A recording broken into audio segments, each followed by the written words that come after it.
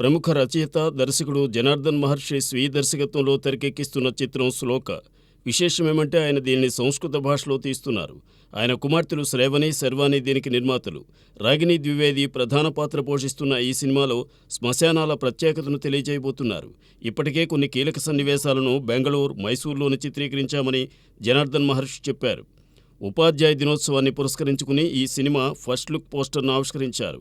ఈ సినిమాను సంస్కృత ఉపాధ్యాయులకు అంకితమిస్తున్నట్లు జనార్దన్ మహర్షి తెలిపారు. దీనికి సంగీతాన్ని కూడా ఆయనే సమకూర్చుతుండడం విశేషం.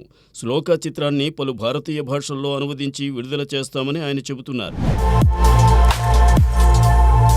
దళపతి విజయ్ గోట్ చిత్రానికి సీమాంతరాల్లో సూపర్ క్రేజ్ ఏర్పడింది.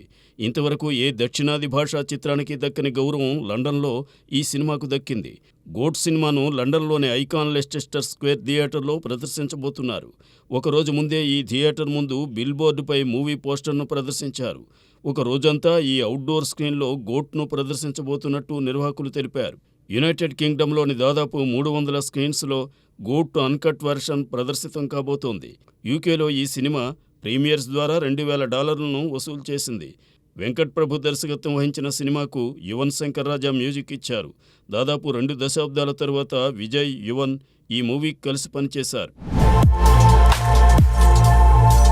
సోలో హీరోగానే కాకుండా ప్రతిష్టాత్మక చిత్రాల్లో కీలక పాత్రలు పోషించడానికి కూడా మొదటి నుండి సందీప్ కిషన్ ఆసక్తి చూపుతూనే ఉన్నాడు. అలా పలు పరభాషా చిత్రాల్లో సందీప్ కిషన్ నటించాడు. ధనుష్ నటించిన కెప్టెన్ మిల్లర్తో పాటు తాజా చిత్రం రాయన్లోనూ సందీప్ కిషన్ నటించాడు.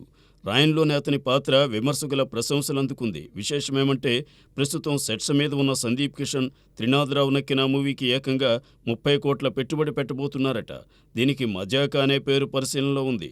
జయాపజయాలతో సంబంధం లేకుండా అవకాశాలు వస్తుండటంతో సందీప్ కిషన్ సైతం తన పారితోషికం పెంచినట్టు తెలుస్తోంది. మజాకా మూవీకి అతను 6 కోట్ల రూపాయల పారితోషికం తీసుకుంటున్నట్టు ట్రేడ్ వర్గాలు చెబుతున్నాయి. సమంత సోషల్ మీడియాలో చాలా యాక్టివ్గా ఉంటారు. ఇటీవల నాగ చైతన్య వివాహ నిశ్చితార్థం జరిగినప్పుడు ఆమె ఏమైనా స్పందిస్తారేమోనని అభిమానులంతా ఎదురుచూశారు. కానీ సామ్ పెదవి విప్పలేదు. ఇదిలా ఉంటే తాజాగా ఆమె తన ఇన్స్టాగ్రామ్ స్టోరీలో గాయానికి చికిత్స చేయించుకుంటున్నట్టు ఫోటో ఒకటి పోస్ట్ చేసింది.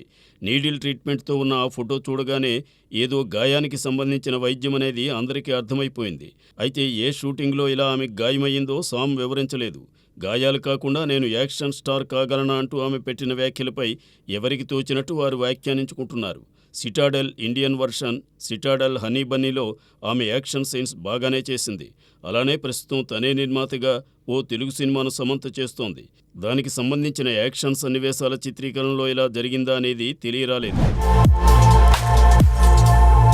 ప్రముఖ హాస్య నటుడు ఫిష్ వెంకట్ కొన్ని రోజులుగా అనారోగ్యంతో బాధపడుతున్నారు. కిడ్నీలకు సంబంధించిన వ్యాధితో పోరాడుతున్నారు. ఈ విషయాన్ని తెలుసుకున్న ప్రముఖ నిర్మాత చదలవాడ శ్రీనివాసరావు ఫిష్ వెంకట్కు తన వంతుగా ₹1,00,000 ఆర్థిక సాయం అందించారు.